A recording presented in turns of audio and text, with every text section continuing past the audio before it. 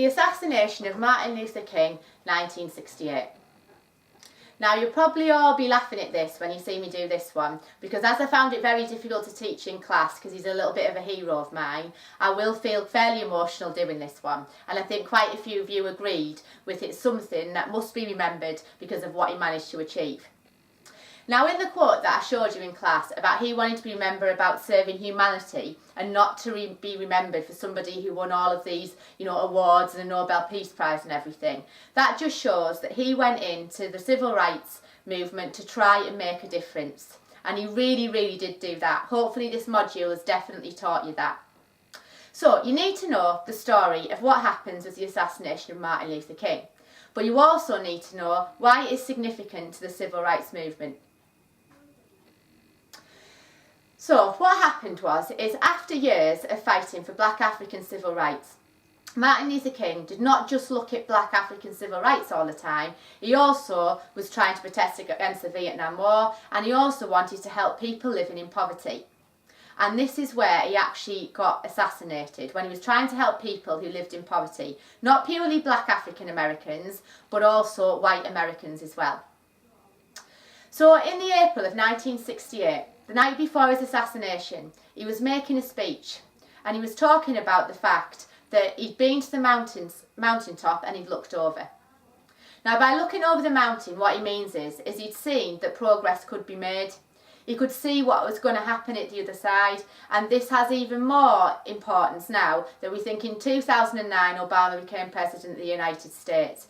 He could see that even if he didn't get there with them, which is what he said in that speech there that night, that they must continue on because they had made progress and they would continue to make progress, but they didn't need him to be able to do it.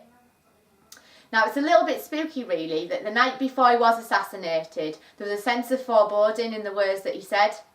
Now I don't think for any particular reason he would have thought that it would necessarily happen the next day, but certainly I feel that he thought he was living on borrowed time.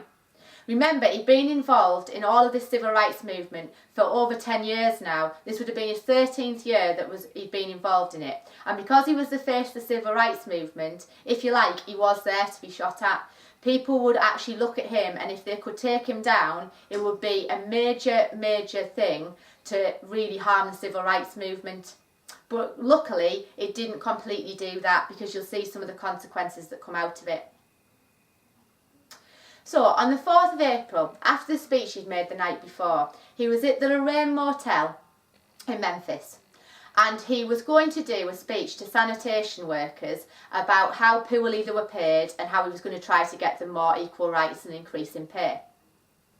He was just getting ready to go out for dinner, and he was talking to some of his friends, one of them being Jesse Jackson. And when he was on the balcony, he was shot. He was shot in the neck, just between the bottom of his face and the top of his neck there. Unfortunately, this shot paralysed a lot of his organs, so he went into respiratory arrest, which means that he couldn't breathe. Obviously, an ambulance was called, but everybody was in shock. And although this happened just after 6 o'clock in the evening, by just after 7 o'clock, he was pronounced dead at the nearest hospital.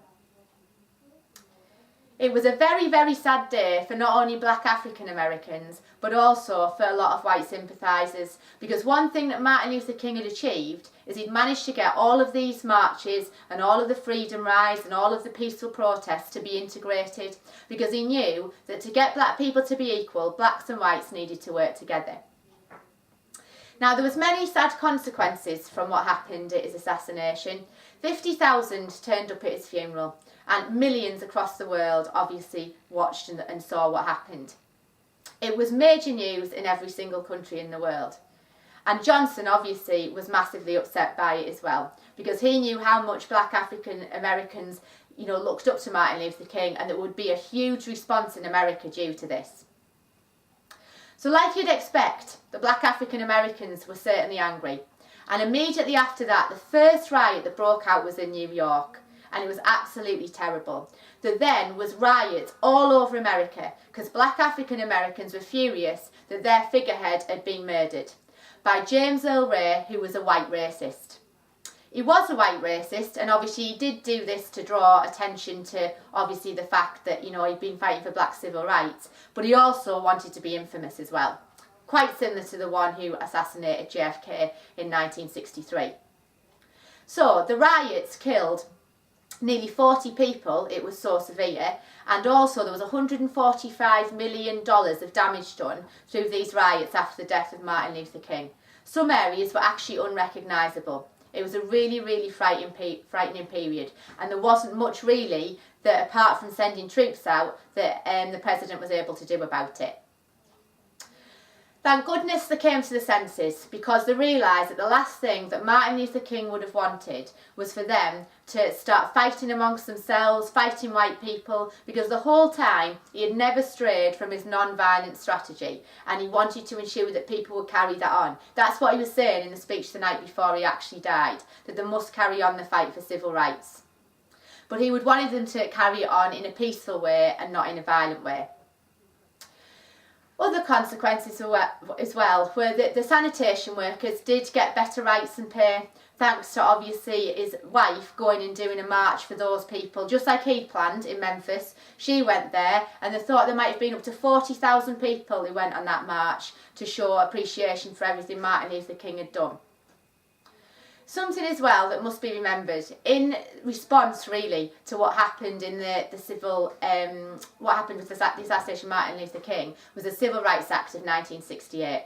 So Johnson passed this act that meant there was equal opportunities in housing, and this was absolutely paramount, because what it showed is now there'd been really 3 acts passed under Johnson, and all of these were down to Martin Luther King and his work with non-violent protest.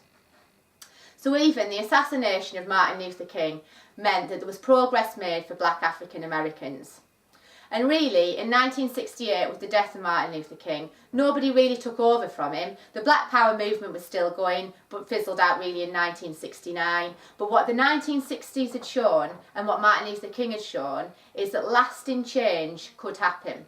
And he had a huge impact on the civil rights movement. And sadly, so did his death, because his death did result in more legislation for black civil rights.